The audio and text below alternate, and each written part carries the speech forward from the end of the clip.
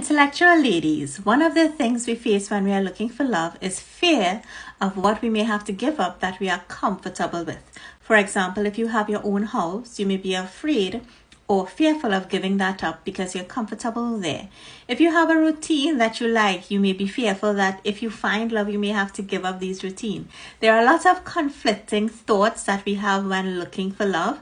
Part of us wants love and part of us is fearful of what we have to give up. When you have these fears, in other words, if your thoughts are not congruent, what may happen is you will find men coming into your life, but something would be wrong with them in terms of a good match for you in relationship. You may even find that you are repeating patterns, like something that happened with a past boyfriend or a past husband is happening over again. And that is because within your mind, you are conflicted in respect of whether or not you truly want love.